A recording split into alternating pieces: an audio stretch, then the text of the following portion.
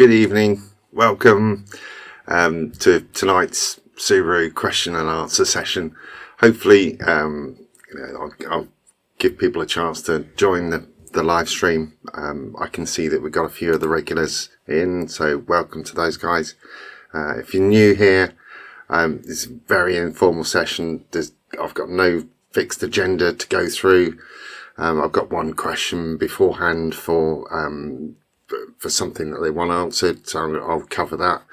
But if you've got any questions Subaru related, be that modifications, tuning, handling, whatever, mapping, ECU, anything Subaru related, then pop it in the live chat and I will try my very best to answer it. If you're watching on replay, then same thing, pop your question in the comments and I will respond as soon as I get a chance. I do try and reply to all the messages that come across, so feel free to write anything you want in there, obviously if it's positive. So thank you for joining me. I'm Duncan. I map Subarus for a living in the UK. Been full-time for many years, mapping Subarus for 18 years now, so occasionally I will do something outside of the Subaru world, but 99% of what I do is Subaru, on standard ECU, on aftermarket ECUs like Link, Cyvex, Haltech, ESL, lots of different ECUs, but they're all essentially controlling the car, controlling the turbo and the engine, making it run right. I've had Subarus for 23 years and I can't have anything else now. My back is Subaru shaped. So if you get any questions, I've probably encountered it over my many years, and you know, a lot of the hair's gone now. It wasn't like this to start with.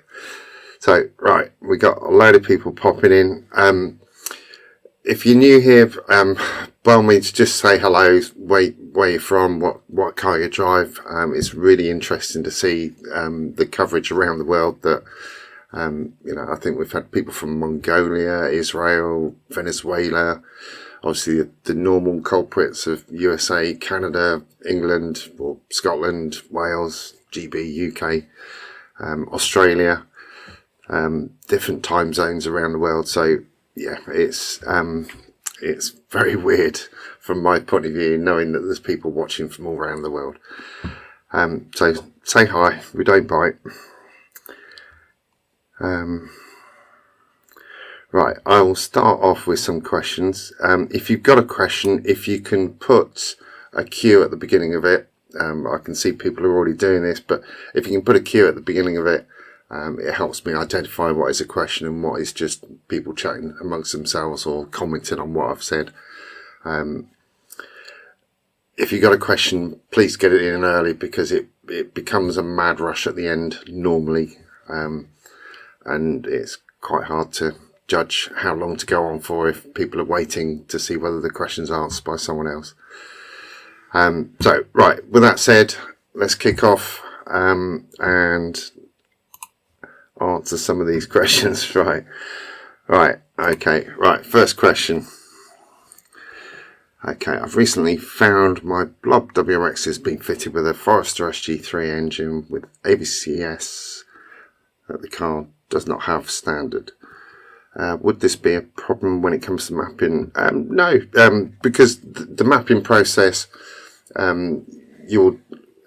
me as a mapper, I will take into account whatever the compression of the engine is, assuming it's even across all four cylinders. But if it's a high compression engine like a EJ20X from a Legacy, or a lower compression engine like the Foresters tend to be, then as part of the mapping process,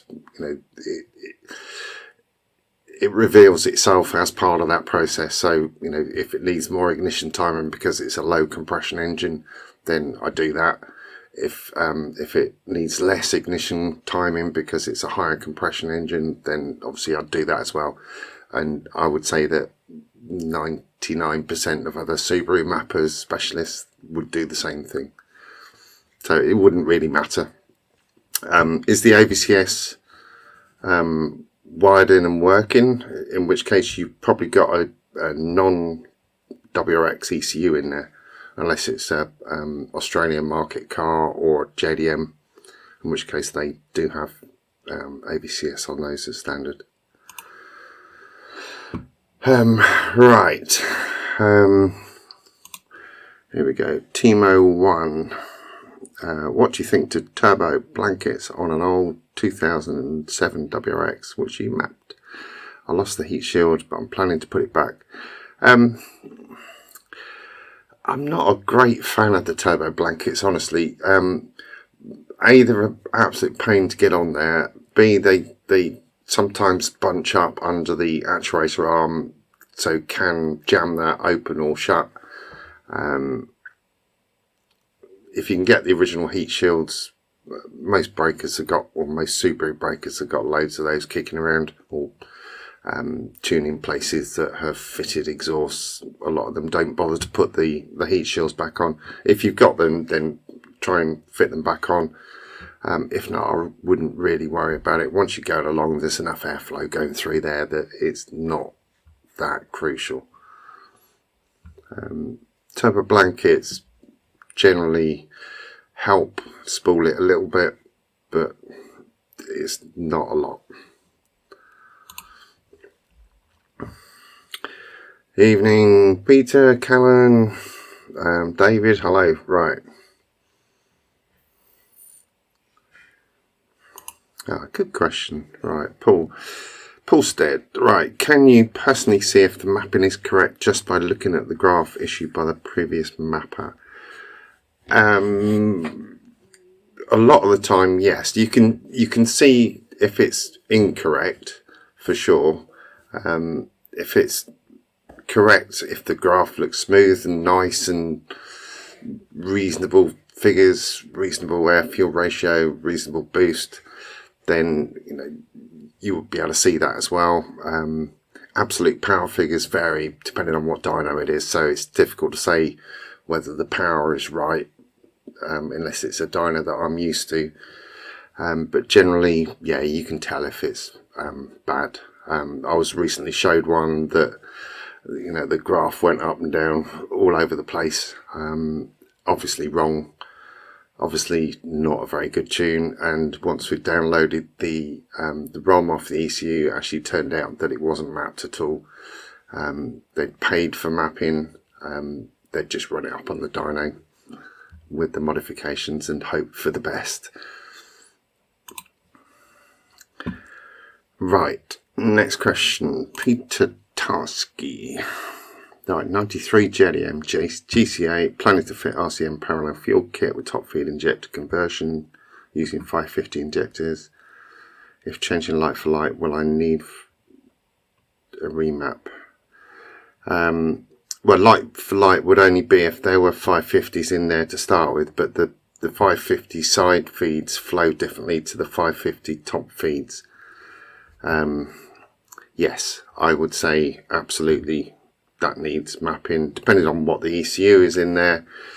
If it's a standard ECU, then you need an aftermarket ECU to be able to set that up properly. But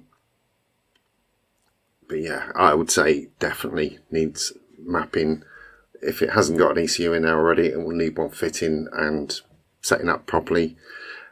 If it's got an ECU in there and it's been mapped, then it would just be a case of tweaking the fuel maps to take into account of the better, newer, modern, better flowing, better spray pattern in the top feed injectors.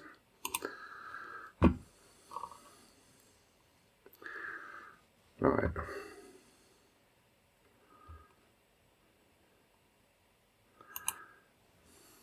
David, right. Cheers for diagnosing the faulty dump valve yesterday. It's been blanked off and already stopped the revs dropping.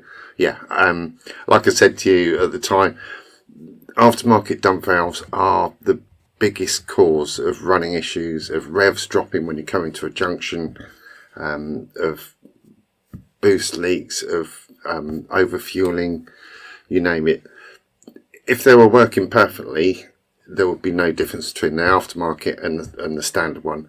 But because of where they are and the air coming in the scoop and oil vapor, it just turns into like a grinding paste, and the piston in there just doesn't shut quick enough, which I think is what happened on your car. So when you're coming up to a junction, you put your clutch down and the revs just drop down a bit too low. So glad to have been of help on that. So you blanked it off, good.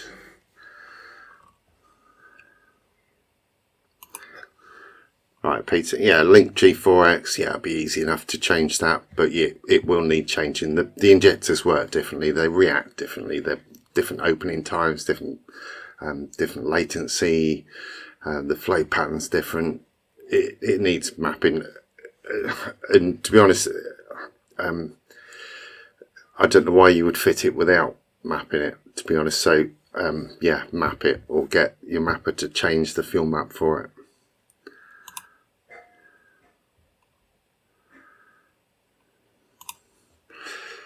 Right, Luna TL, first, big thanks for all the knowledge. No problem at all. I'm happy to share it. It's only my experience, my knowledge. I'm not saying I've got the answer for everything, because I haven't. Every day is a school day, and sometimes cars, particularly Subarus, have a mind of their own, so it doesn't always go to plan. Right, is the math bad if the long-term fuel trim goes -20 for a moment when off throttle?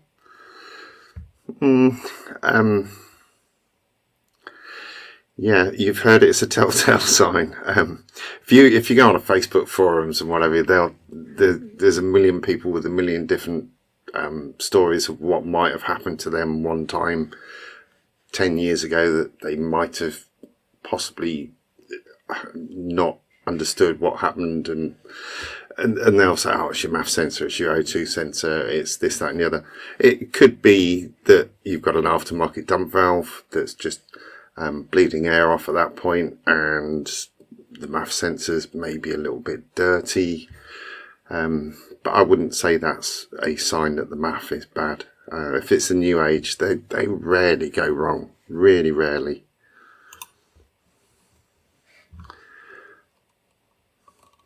Right, any more in there? Right.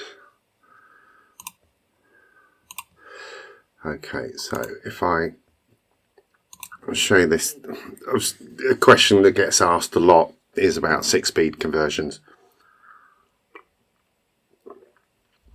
07WRX, you want to run 07WRX hubs. You can fit a 6-speed in there.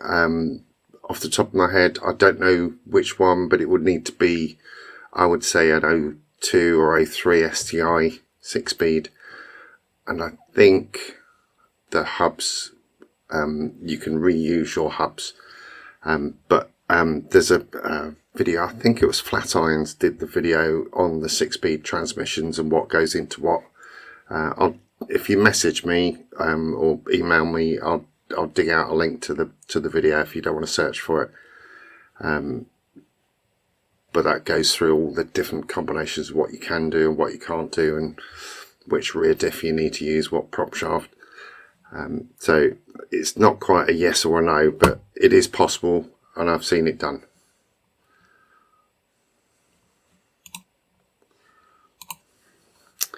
Okay, right. Boom.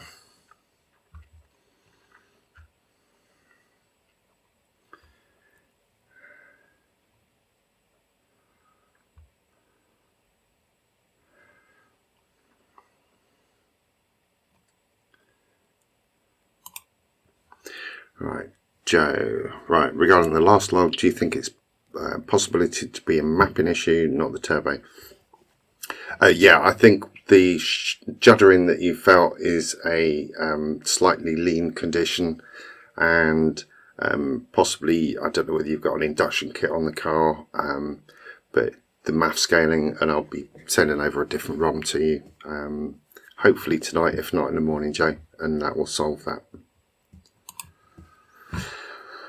Okay.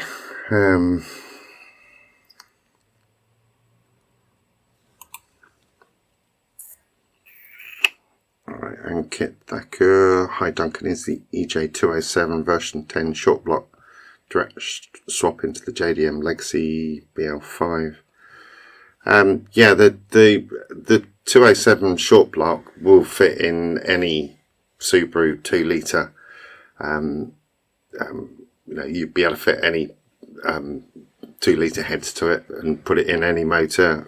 You obviously need to make sure you got the right crank pulley in there, but yeah, it will fit on there. On a EJ20X, it's going to lower the compression ratio, so possibly a good idea,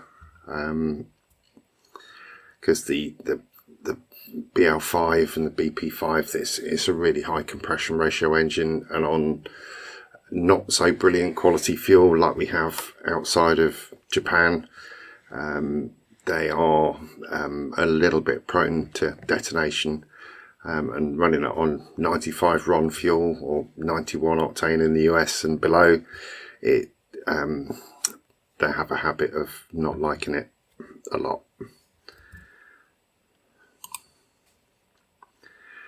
Right, a follow-up question on that. Do we need to upgrade stock head bolts to ARP studs if we drop a new EJ207 short block in Legacy GT twin scroll? The stock head bolts can be reused, as can the ARP studs. It depends on the power level that you're running at, but I wouldn't have any problems there with putting stock head bolts in that if you're running sort of standard-ish power plus a little bit. ARP studs are better if you're running higher power, but the head bolts are absolutely fine. You know, a standard STI long block, like version 8, version 9 long block, is going to take 450, 500 horsepower just straight out the box with head bolts in there, standard head bolts. So putting ARP studs in there, is it really necessary if you're running less than that?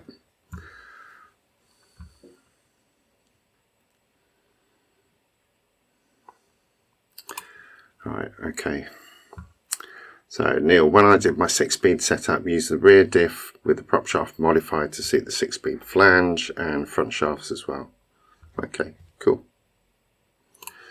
There's lots of information about it, and yeah, on the gearbox side of things, there's so many different combinations of things that can be fitted and can't be fitted, so it's difficult. The only thing on the Hawkeye and Hawkeye and earlier cars, fitting a later 6-speed, like from the Hatch STI, there isn't a gear a speedo takeoff on that, so you need to figure out a different way to actually get the speedo working in the car. And I think iWire do a kit that will wire from, I think it's the ABS system, that will make the speedo work. Right.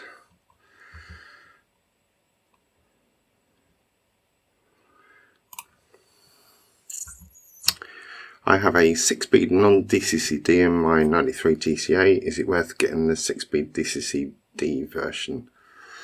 Will it give a Colin McRae driving experience? Is it worth it? I define worth it.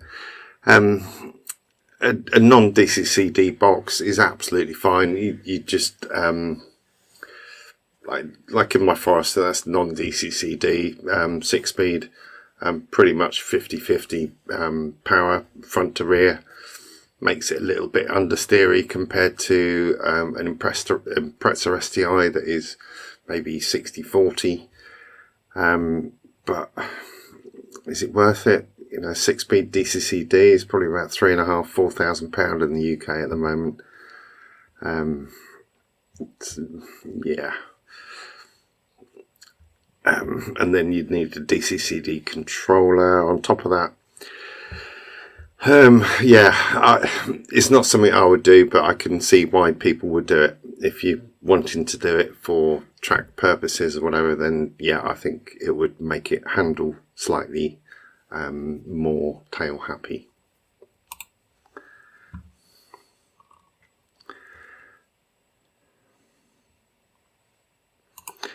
Right. Hi there. What does it involve to go mathless? Is it just take the math out and remap? No, it isn't just take the math out and remap. Generally, it depends on the year of the car as to whether you can. On the like a GC8, an earlier GC8 on 90, like version 1 through to 4, then the standard ECU can't be remapped. And certainly can't be remapped mathless, so you need to be talking aftermarket ECU. So the likes of Link or Cyvex on there, depending on what your budget is. But you know, taking Link for example, then you can use that, and that will run mathless. It's worth it on the older cars because the math sensor is really expensive, really fragile, and have a habit of dying very frequently. On the newer cars, like a 99 2000 GC8, that the standard ECU can be modified to be run mathless with ECU labs. So you send it off the ECUs to France, getting it back, and then mapping it. The standard ECU as it is can't be done mathless, so you're into aftermarket. Worth it on a 99 2000 because the math sensors on those are shit. New age onwards, the math sensors are reliable. So the only reason that people talk about going mathless is either because they're running so much power that it's beyond what the math can read, which on a new age is about 420 horsepower upwards, unless you move to a bigger housing, which will slow down the air and bring the readings within what the math sensor can cope with. But generally it's because they want toys like some anti-lag and launch control. So with those, it's an adaptation of the factory ROM, which has these extras built in, or they've squeezed them in by sacrificing some other elements of the map, or you're into an aftermarket ECU like a Link or a Cyvex or a Haltech or I can't think of anything off the top of my head. ECU Master. So yeah, not quite a case of just doing that. Not just taking it out and remapping. If you're a blob eye or bug eye, then there are ways of doing it with the standard map or the standard ECU. With a Hawkeye and onwards, there are ways of doing it with the standard ECU, but there are sacrifices to that, so it's not just fit and forget.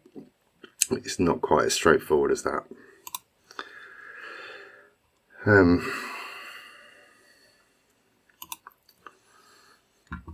Yeah, it can. I'm not sure how well it works it.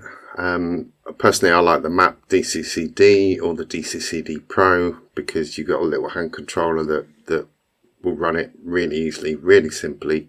And with the map DCCD, you've got various buttons. You can just go between settings. I think that works better than having it through the ECU, personally.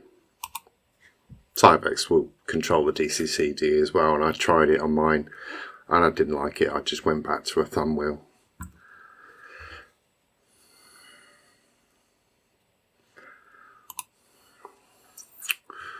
Oh god, would a 6-speed from a diesel Legacy etc. fit into an EJ20? Oh, I think the final drive's going to be way different. I have no idea off the top of my head. I'm sure physically it would, but whether there's some other differences in there, I've no idea. So I think that would require a lot of research before you get down that route. I'm not aware of anyone that's done that.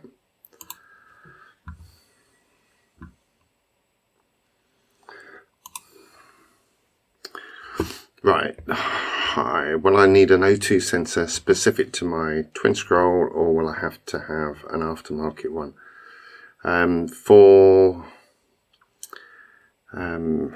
Right. So this is a JDM STI, is it, Rob? I was just wondering whether you're the Rob that we got the car doing the gearbox on at the moment. But if it's a standard ECU and you're wanting to run the O2 narrowband sensor, then stick with the OEM one. The aftermarket sensors, even though they might be from the same manufacturer, the center point, like the 14.7 AFR, tends to be slightly off. I had to rescale one not yesterday, the day before, where it was trying to achieve 14.7, but reality was 15.2 and the car was juddery. So those sort of issues exist with aftermarket sensors. If you're trying to put a wideband O2 in there, then any decent make, most of them use a Bosch LSU 4.9 sensor. So whether it be a gauge or a separate piece of kit, then take your pick on that.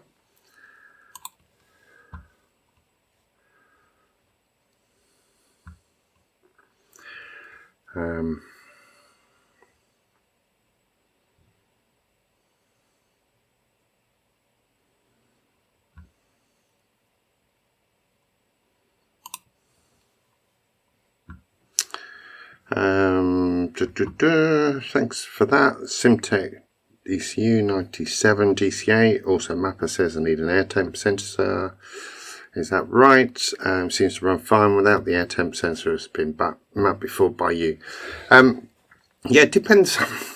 The air temperature sensor does very, very little. If you've got a decent intercooler, then it really doesn't do an awful lot. So if you've got a MAF sensor that's got the temperature sensor built in, or if you've got like some of the early ones have the built-in sensor that's in the like in the side of the wing, then that works really well just to give it an indication of the temperature. But generally all that temperature sensor is used is to say if the temperature is above 30-40 degrees or beyond, then take out a little bit of ignition timing.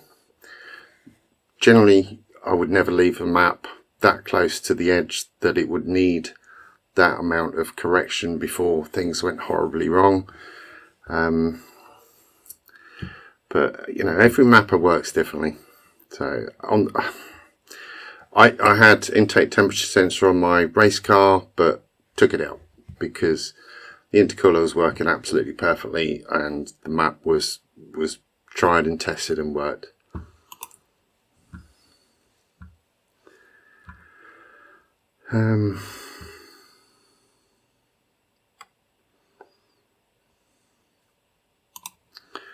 Oh, right. Hybrid iWire air intake temperature sensor kit. Can you add it to the map so I can see intake air temperature at the throttle body? I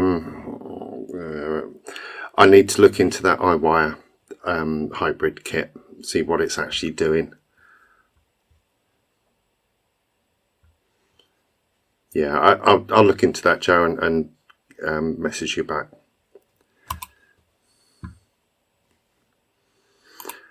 Right. Earthing mod worth doing. I see lots of Japanese cars that come in with earth wires all over the place. Used to take the mickey out of them massively, but as our Subarus get older and older, then the electrical issues that are being sort of coming out of the woodwork, most of them tend to be earth strap related. So earthing is never a bad mod to do. It just sometimes looks a bit messy.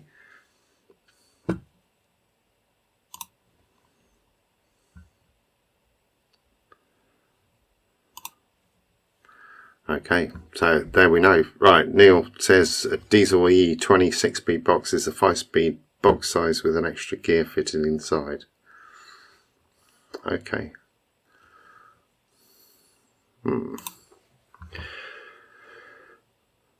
Right, Manuel Perregil, can a Link G4 Plus be mapped for rolling anti-lag? Yes, I believe it can.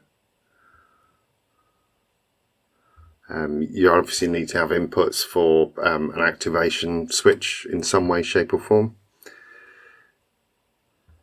but yeah, it can be set up that way. Rob, okay, yeah. Rob, get a standard OEM O2 sensor.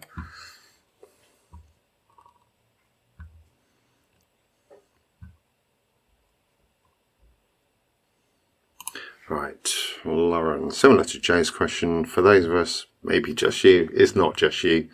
Thermal issues, is it worth putting a post intercooler temperature sensor and doing some more high temp map compensation? Yes, it could be in your particular case, but I wouldn't ever want you to be leaving the map at such a stage where I know while you're tuning it, Lauren, you're going to be exploring where the start of detonation is, but you know, once you finish tuning, you'll wind it back a little bit just for safety margin for different kind of weather conditions.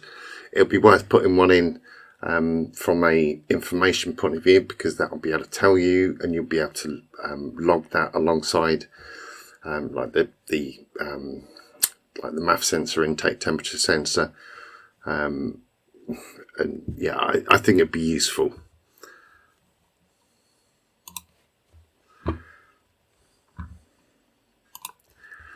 Yeah, OE1 all day long.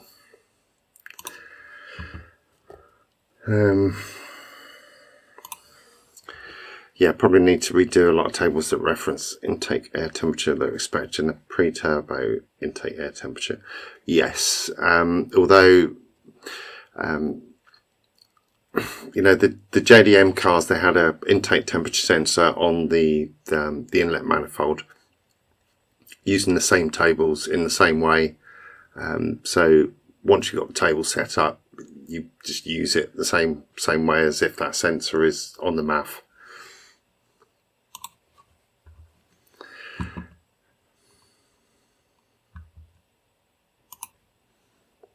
Yeah, yours has got a front mount intercooler, so the mapper reckons you need it just before the throttle body. If that's what he's telling you, then go for that. If the intercooler's that good in the UK, my experience is you're never going to be at the extremes of the intake air temperature compensations, but you know, go with what your mapper is recommending.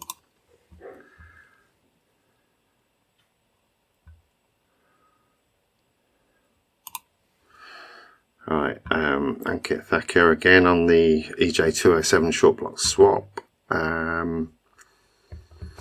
Would you go for standard head gaskets or aftermarket?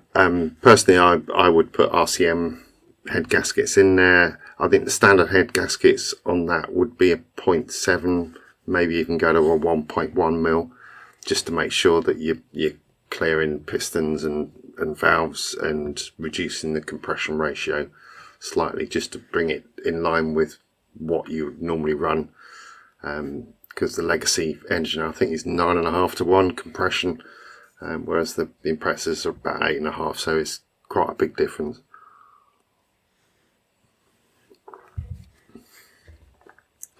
Right, how are we doing for time? Right, loads.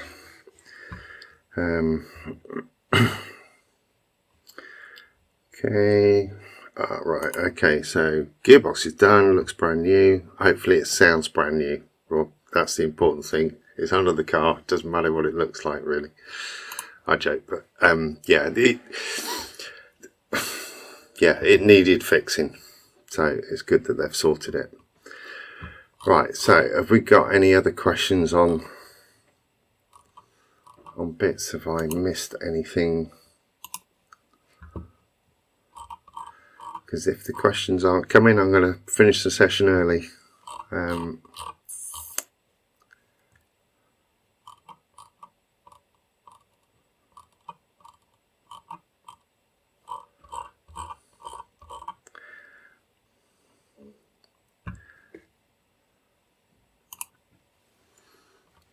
Alright, Fez.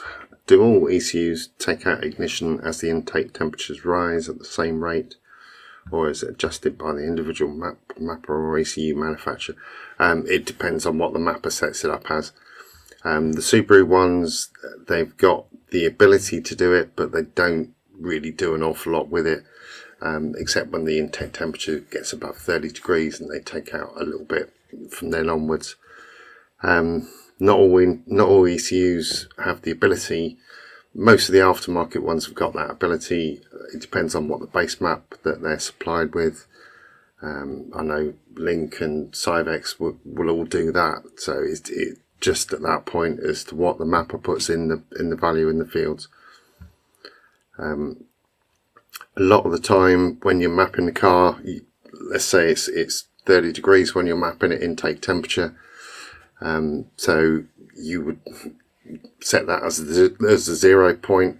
If the temperature got higher than that, say 40, 50 degrees, you'd test that, or I would test that on the dyno by letting the car sit for a while and see how it reacts with 40 degree intake temperature or 50 degrees, and set that scale accordingly.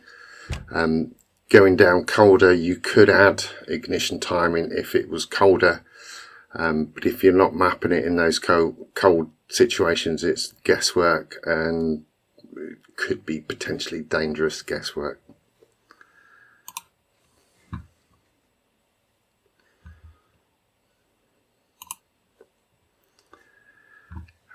Just had your car remapped, feels like a new car, definitely worth doing. Yeah, definitely does.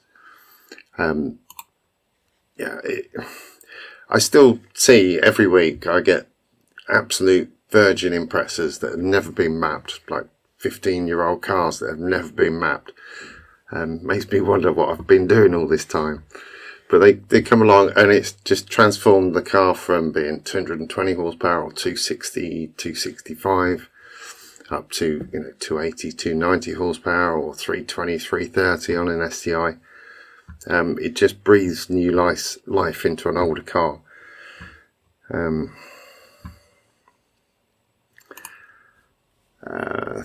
Thinkle, is it possible to add an anti-lag button to a standard 2004 WRX ECU, or I need aftermarket ECU for that? An aftermarket ECU would allow you to do it for definite. The standard ECU map can be adapted to give you a version of anti-lag. It isn't particularly wild anti-lag, and it isn't particularly great anti-lag, but it will give you some switchable pops and bangs. But there are downsides to it, but I won't go into those at this stage. But on a 2004 ECU, the file size that controls everything is only 192 kilobytes, very tiny. And if you're taking a section of that to use it for anti-lag and launch control and those sort of things, then that's a section of a very small map that's been taken away from what it was originally designed to do. So there are compromises.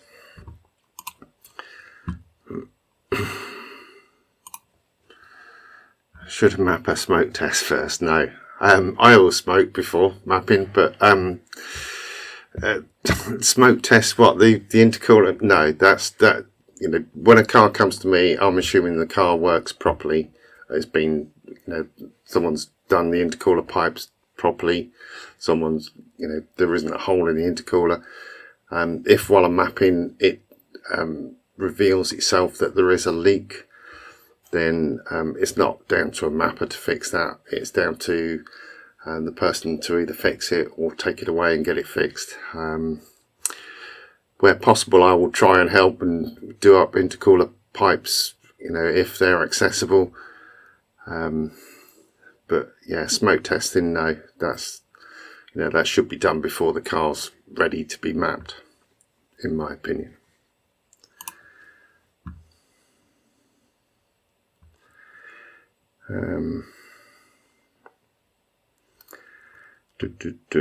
Right, here we go.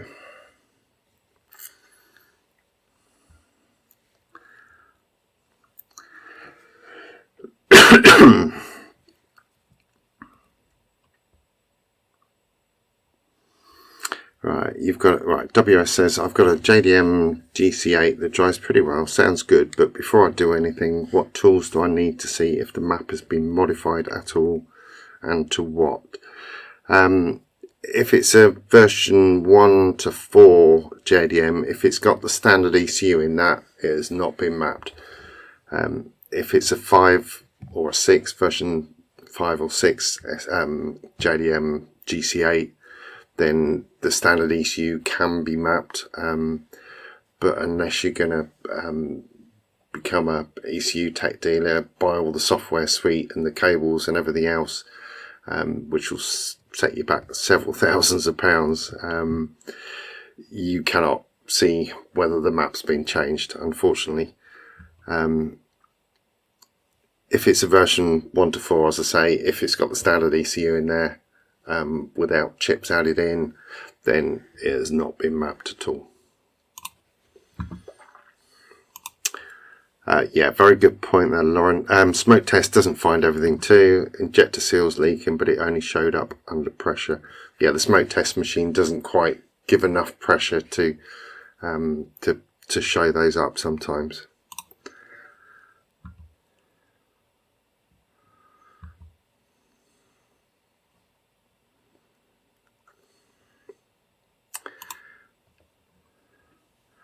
Right, so at 96, okay, with exhaust, right, version 1 or 2, okay.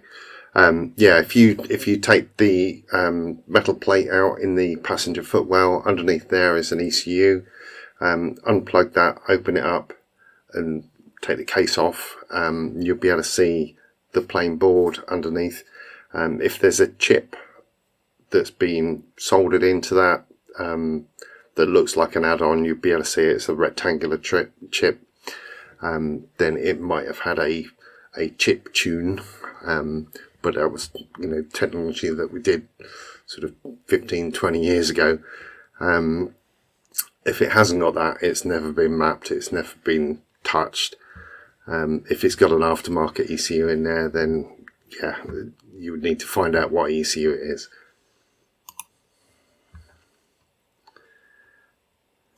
Right, okay, Chris Burkhardt. Which intercooler is better, Model Year 99 GC8 or GDWRX? Can you test that? Oh, can I test it? The Bug Eye and Blob Eye WRX intercooler is reasonable. It can handle 330-ish horsepower. The GC8 WRX intercooler is a lot smaller, generally runs out of puff or cooling ability about 320. There's not a lot in it. The Hawkeye WRX intercooler works better.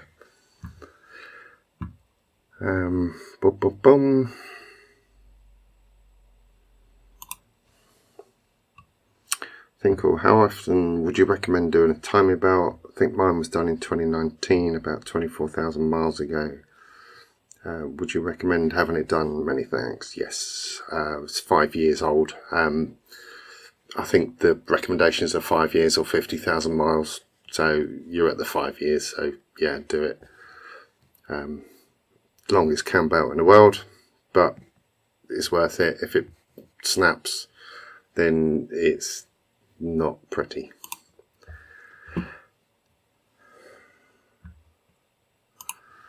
Right, Rick.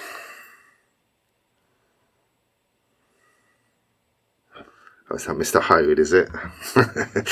Right, would you recommend, if I just wanted unnecessary noise every now and again, via a switch running standard ECU, 07 WRX, Hayward and Scott turbo back. What would I recommend?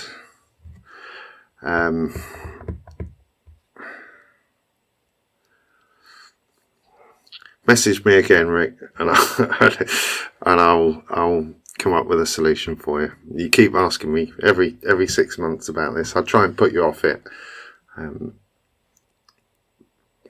Yeah, we can do it on the standard ECU, but I'd need to start again with quite a lot of the map. Right.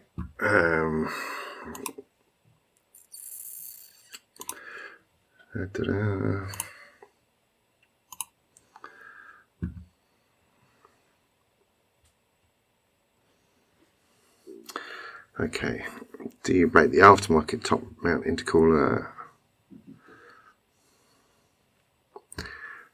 Yeah, those intercoolers, the top mount, the bigger ones are really good to the limits of what will actually flow through them, being that they're in the wrong place on an engine.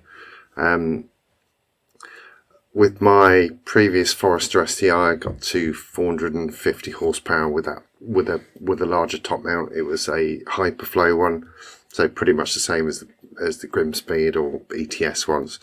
Works a lot better than the standard one, but front mount will always work better, just because of where it is. The faster you go, the better they work. And with the top mount, the faster you go, the more air misses that scoop altogether.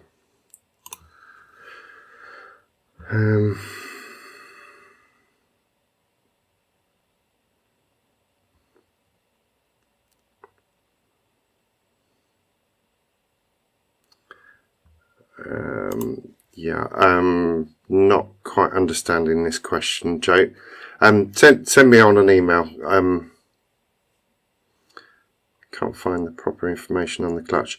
On the Legacy, I don't know whether the US Legacy is the same as the JDM Legacy, but they use a dual mass flywheel on those. It's a push clutch like a Hawkeye WRX. So you can put a Hawkeye WRX clutch in there and it will work. Yeah, the pull clutches won't work, but the push clutch, like for the Hawkeye WRX, will work, because that's what I did on my last Legacy twin scroll. But I don't know whether the US domestic market one is the same as that.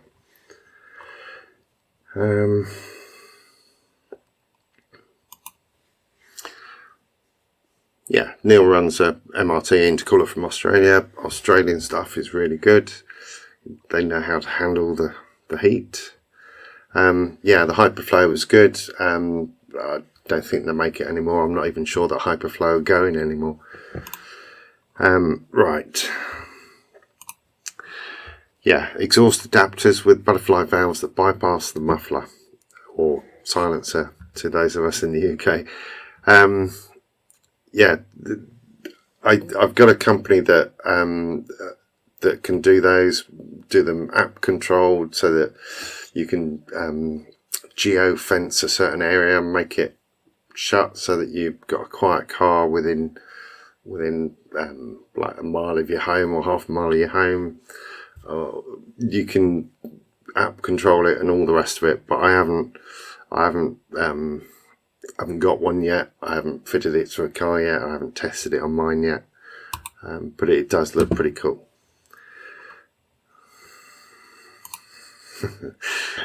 I try and protect you, Rick. Your car's lovely, absolutely lovely.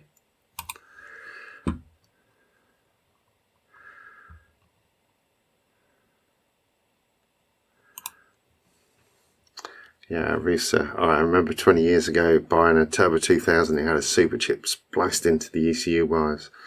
Removed it straight away. Yeah, I did have a bucket full of these things that I'd taken out of cars over the years, like the gems board that were in the original Bug-Eye Pro Drive, where they hadn't worked out how to remap them at that point, so they fitted a piggyback board within the ECU and just spliced into the map sensor signal. So if you're logging the map sensor signal, it just jumps up and down, never hits the boost cut.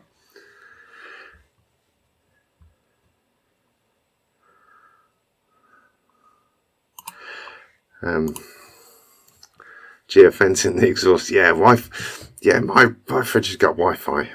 Why? I have no idea why.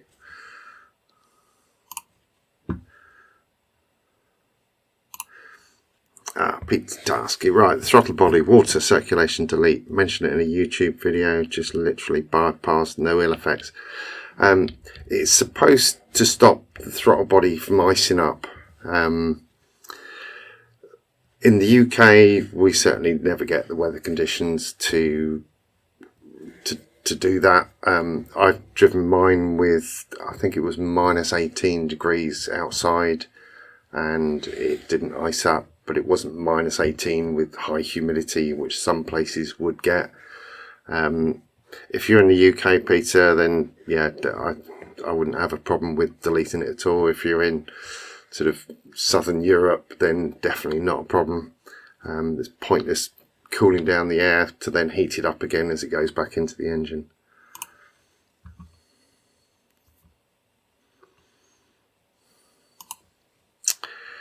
Is there any way of testing ignition coils using a multimeter or other tester? Yeah, you can resistance test across the pins. I don't know the exact way of doing it. I generally have a box of spares that I just swap them across, and if it fixes it, then great. If you message me, I'll dig out the process for testing them and tell you what the figures should read. Yeah, email me that question and I'll dig it out.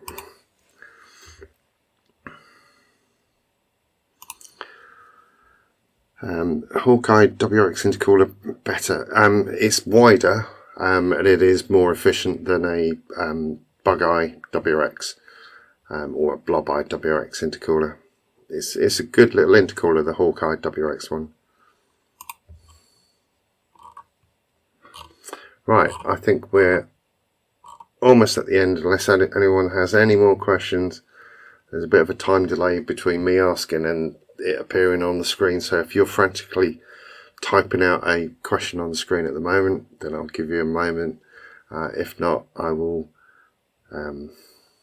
stall for a minute and check there, and I'll call it a day at that, I think. Thank you for joining me, and I'll see you in the next video.